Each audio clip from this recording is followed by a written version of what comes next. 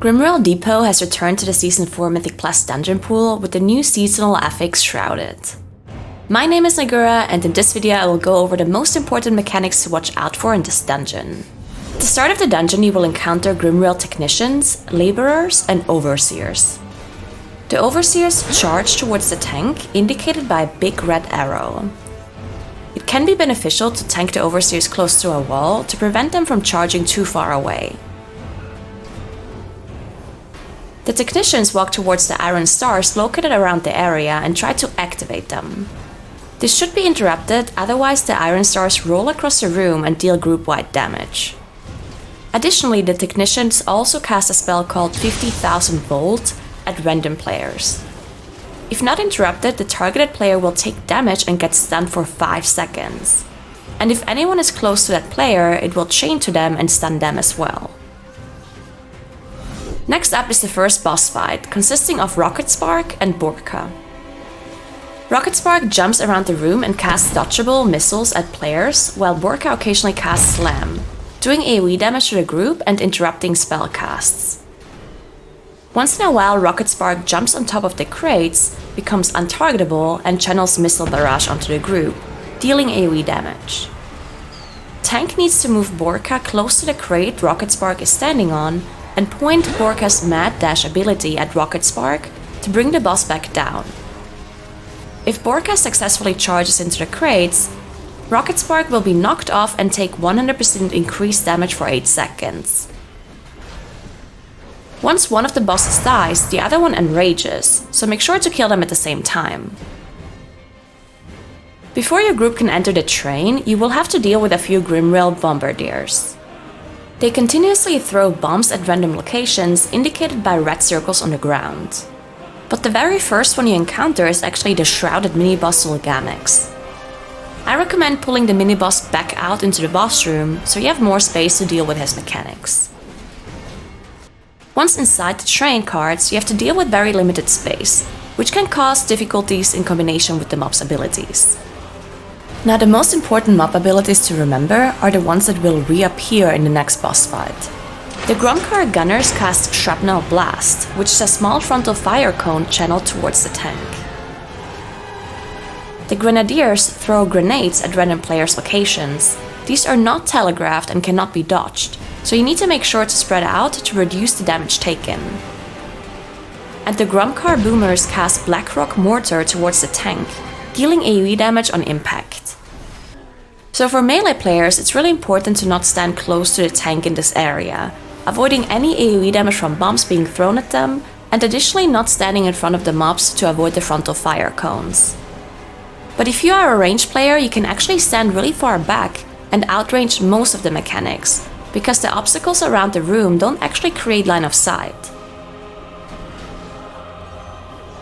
Up next is the boss Nitrogg. At first you will fight him in a small area.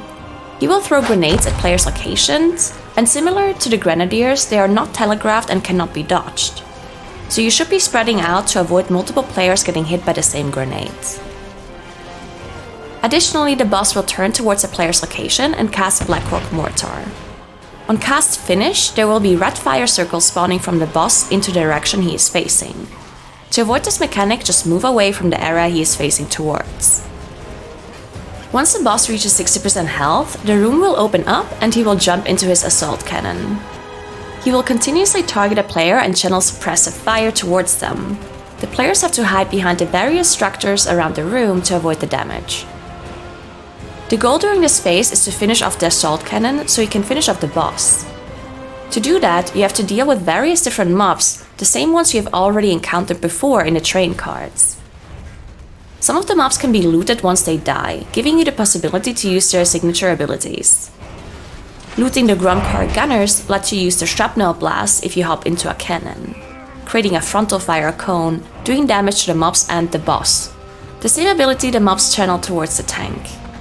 The Grenadiers give you 3 stacks of grenades you can throw to deal damage with your extra action button, and the Boomers make it possible to use the Homing Shell ability from the cannons, dealing heavy damage to the boss's assault cannon. Make sure you are using those 3 abilities to deal with the mobs quicker to get as many homing shells as possible to destroy the boss's assault cannon. Once the boss comes back, he will use the same 2 abilities he used in Phase 1, so make sure to spread out and dodge the Blackrock Mortar. After the boss, you have to watch out for a fire trap.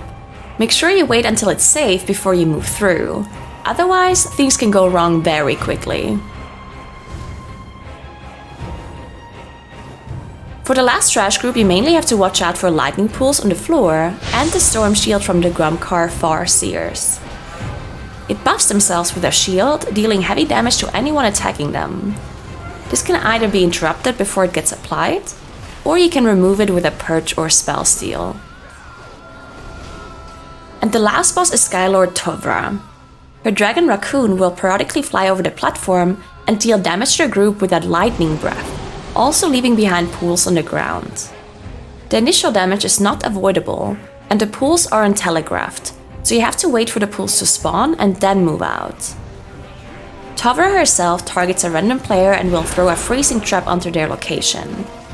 If you trigger the trap, it will deal heavy AoE damage around the area and root anyone close by. Additionally, she will sometimes cast a spinning spear into a random direction, shooting out a projectile in a straight line. Once you manage to finish off Skylord Tovra, the dungeon is finished and you can collect your loot. We hope you have enjoyed this video.